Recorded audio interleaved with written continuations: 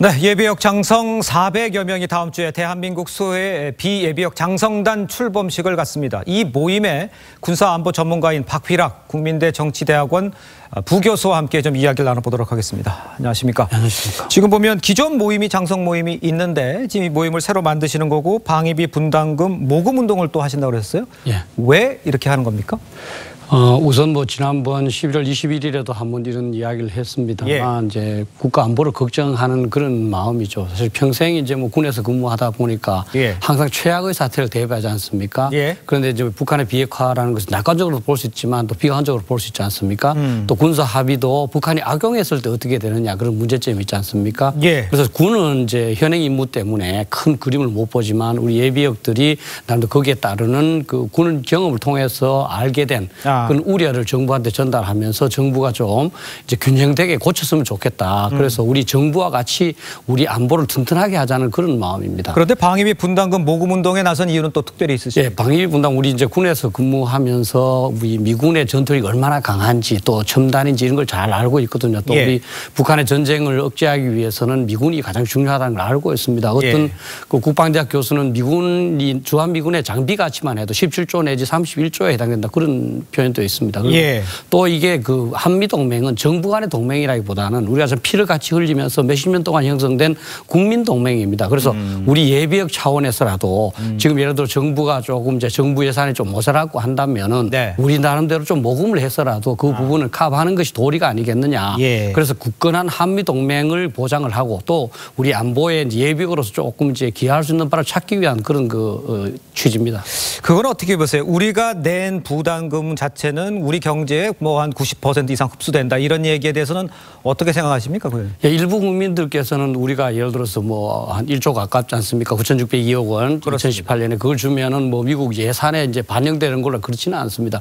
기본 취지가 미국에서 있는 것보다 한국에 오면 시설도 새로 지어야 되고 또 오락실 같은 경우만 해도 따로 지어야 되지 않습니까? 그죠? 그런 데에 드는 비용을 미군이 처음에는 다 하다가 조금 경제가 힘들어지니까 또 이제 동맹국들이 잘 사니까 같이 좀 분담하자 이렇게 한 거죠. 그러니까 사실은 뭐 한 1조 가까운 돈을 줘도 대부분이 이제 우리나라에서 다 소비되는 것이고 그 이제 대부분이 우리 이 인력들한테 들어가고 또 건설하는 데 들어가고 물자 이동해 주는 그 수송비로 들어가니까. 그런데 더 중요한 것은 사실은 우리가 아까 17조 내지 31조라고 그랬습니다만은 1조 정도로 이 거대한 미군을 이용하는 게 가장 큽니다.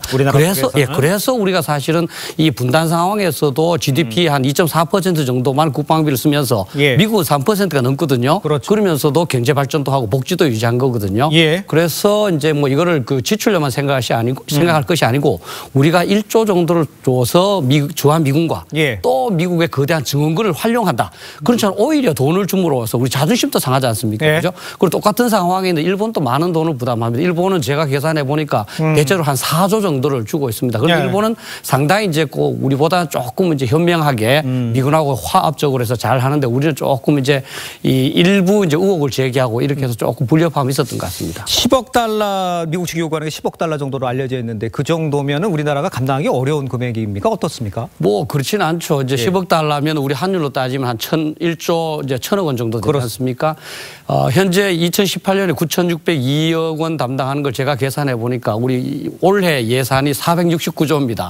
국방 예산이 49조고요. 그럼 국가 예산에는 2%, 0.2%, 국방 예산은 2%밖에 안 됩니다. 그거를 1조 1,000억은 올린다 하더라도 우리 그 국가 예산의 2.4%, 국방 예산이 0.23%밖에 안 됩니다. 사실 그거를 활용해서 북한의 전쟁을 억제한다면 얼마나 좋겠습니까? 그래서 사실 우리는 위협을 감소시키기 위해서 북한의 비핵화를 위해서는 뭐 수십조도 투자할 태세지 않습니까? 위협을 감소함과 동시에 우리의 억제력, 방어력을 증대하는 건데 거기에 1조만 더 1,000억 정도만 드는 거니까 큰 부담은 아닙니다. 마지막으로 좀 짧게 질문 드릴게요. 28일 날 창립총회 열리고 30일 날 출범식을 하려고 했는데 장소 섭외가 어려웠다 이런 얘기가 나옵니다. 무엇이 문제였습니까?